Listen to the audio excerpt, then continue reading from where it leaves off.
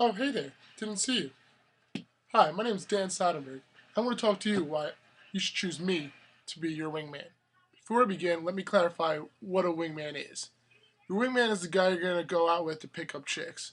Now, while going out on the prowl by yourself does not eliminate your chances of picking up a girl, having a wingman can increase these chances and make the process much easier. What a lot of people don't know is that everything your wingman says and does will affect your chances of scoring a chick. Therefore, you don't want to assign this role to just anyone. When choosing a wingman, you want to make sure he has the necessary skills and experience to help bring out your true potential. Because if he happens to make you look bad, tries to compete with you, regardless of whatever, that's going to have an impression on you because who you're associated with, people are going to make judgments on that. So here's why you should choose me to be your wingman. First off, I'm awesome. And that should be enough, but if you are still not convinced, I guess I'll elaborate a little further on my wingman credibility. So, what makes a good wingman? I have a lot of experience with interacting with women. However, what separates your wingman from your other friends is competition versus support. Now, you can go with one of your friends who's good at interacting with girls, but if he's there to compete with you, that'll be to your disadvantage. So, I'm going to use my experience with women to help my wingman successfully get with the chick he desires. I have researched, analyzed, and implemented a guideline known as the Bro Code to being the best wingman you can be. The first step starts with my promise. It goes as follows: I shall uphold to the Bro Code to the fullest of my ability. This promise includes the following: I will never allow my wingman to go home with an ugly chick. Now, you may feel that you don't need a wingman to make sure you don't bring home an ugly chick, but this isn't necessarily true.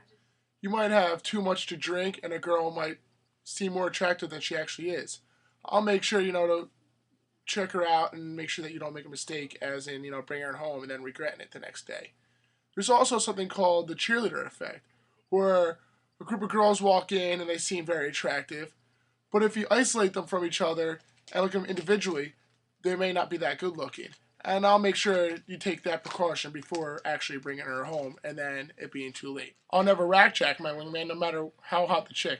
This means that if my friend's interacting with a very good looking girl who I also find attractive, I'm not going to try to compete with them. Remember, I want to support my wingman, so I'm going to help him out.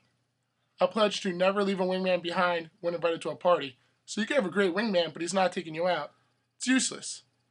If my wingman meets a hot chick with an ugly friend, I will take one for the team. That means if he's talking to a really hot girl and she has a friend, obviously the friend needs someone to get with too. And I will be that guy. If my wingman gets rejected by a chick, I shall unequivocally agree she wasn't that great anyway, even if she did seem pretty cool and kind of awesome. Should my wingman strike up a conversation with a chick of questionable legal age, this could be a big problem. I will endeavor to ascertain and verify her birth date to avoid any legal problems. If I discover evidence that my wingman's chick is in a relationship, I shall seek that information and make it available to him, unless it's pretty clear that he isn't there, then that's irrelevant. I shall honor and respect the dibs system. This means when we walk into a party or a bar, if my friend calls dibs on a girl, she's off limits to me. I'm only going to be there to help him get with her. I will always take my wingman to his desired chick, talk him up to her. This way, maybe your friend doesn't want to sound cocky. I'm going to boost him up, maybe make up some stories. They don't have to be true, just make him sound, better than he really is. No matter what my wingman says to a chick about himself to look good, I'll confirm these statements to be true. For instance, let's say he tells her a story about one time I was drowning in the ocean and then a shark came and attacked me. He went out there and saved poor helpless me and brought me to rescue. This made me make me look bad, but I needed to have my wingman's back, and I'll say it actually happened. Before we go out, I'll always prepare a game plan, which is derived from Barney Stinson's playbook. This will help us pick up chicks when implementing the following previous discussed steps. So let's say before we go out, if happen to be in New York, we could say we're professional baseball players, not from the Yankees, because these girls are going to know who Derek Jeter, all them guys are. Say we're from the Minnesota Twins. They don't know sports that well. They won't know who they are, so they're not going to know we're lying.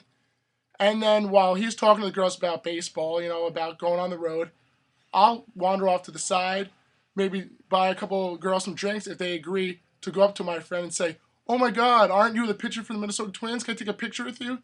Then will further believe, our statements on actually being professional baseball players.